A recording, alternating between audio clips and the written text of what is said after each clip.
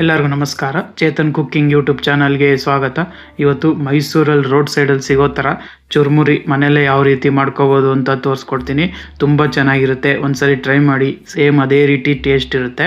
ಬನ್ನಿ ಅದು ಯಾವ ರೀತಿ ಮಾಡೋದು ಅಂತ ನೋಡೋಣ. ಹೊಸ್ದಾಗಿ ನೋಡ್ತಿರೋರು ನನ್ನ ಚಾನಲ್ನ ಸಬ್ಸ್ಕ್ರೈಬ್ ಮಾಡ್ಕೊಳ್ಳಿ.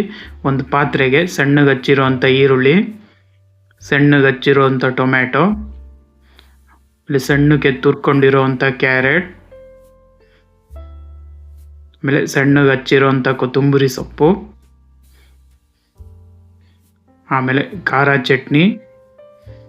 ಈ ಖಾರ ಚಟ್ನಿ, ಸ್ವೀಟ್ ಚಟ್ನಿ ಯಾವ ರೀತಿ ಮಾಡೋದು ಅಂತ ನಾನು ಇನ್ನೊಂದು ವೀಡಿಯೋದಲ್ಲಿ ತೋರಿಸ್ಕೊಡ್ತೀನಿ. ಈಗ ಸ್ವೀಟ್ ಚಟ್ನಿ ಅದನ್ನೇ ಸಪ್ರೇಟ್ ವೀಡಿಯೋ ಹಾಕ್ತೀನಿ ನಾನು, ಚಾಟ್ಸಿಗೆ ಮಾಡೋ ಥರ ಚಟ್ನಿ ಯಾವ ರೀತಿ ಮಾಡೋದು ಅಂತ.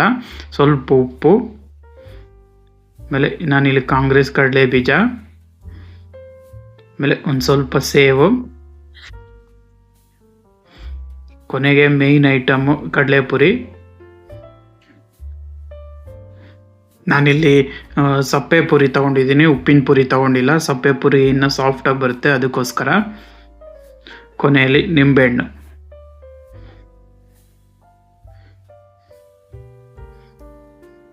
ಈಗ ಇದನ್ನು ನೀಟಾಗಿ ಕಡಲೆಪುರಿನ ಮಿಕ್ಸ್ ಮಾಡ್ಕೊಳ್ಳಿ. ಗೊತ್ತಿರ್ಬೋದು ಚುರುಮುರಿ ಯಾವ ರೀತಿ ಮಿಕ್ಸ್ ಮಾಡ್ತಾರೆ ಅಂತ, ಆ ರೀತಿ ಮಿಕ್ಸ್ ಮಾಡಬೇಕು. ನೋಡಿ ಈಗ ಚೆನ್ನಾಗಿ ಮಿಕ್ಸ್ ಮಾಡಿದ್ದೀನಿ. ಕೊನೆಯಲ್ಲಿ ನಾನು ಪುರಿನ ಪುಡಿ ಮಾಡ್ಕೊತಾ ಇದ್ದೀನಿ ಸ್ವಲ್ಪ. ಅದು ಮಧ್ಯದಲ್ಲಿ ಸಿಗ್ತಾ ಇದ್ರೆ ಬಾಯಿಗಿನ್ನ ರುಚಿಯಾಗಿರುತ್ತೆ, ಅದಕ್ಕೋಸ್ಕರ. ನೋಡಿ ಮೈಸೂರು ಚುರುಮುರಿ ರೆಡಿಯಾಗಿದೆ. ನೀವು ಒಂದ್ಸರಿ ಟ್ರೈ ಮಾಡಿ, ಹೇಗಿದೆ ಅಂತ ಕಮೆಂಟ್ ಬಾಕ್ಸಲ್ಲಿ ತಿಳಿಸಿ. ಸೇಮ್ ನಿಮ್ಗೆ ಅದೇ ರೀತಿ ಟೇಸ್ಟ್ ಬರುತ್ತೆ, ತುಂಬ ಚೆನ್ನಾಗಿರುತ್ತೆ. ಹಾಗೆ ಹೊಸ್ದಾಗಿ ನೋಡ್ತಿರೋರು ನನ್ನ ಚಾನಲ್ ಸಬ್ಸ್ಕ್ರೈಬ್ ಮಾಡ್ಕೊಳ್ಳಿ. ನನ್ನ ಚಾನಲ್ ಇದೇ ರೀತಿ ಮಸಾಲೆ ಪುರಿ, ಪಾನಿಪುರಿ, ಬೇಲ್ಪುರಿ ಎಲ್ಲನೂ ನಾನು ಫುಲ್ ವೀಡಿಯೋ ಹಾಕಿದ್ದೀನಿ. ಒಂದ್ಸಲಿ ವಿಸಿಟ್ ಮಾಡಿ, ಹೇಗಿದೆ ಅಂತ ತಿಳಿಸಿ. Thank you.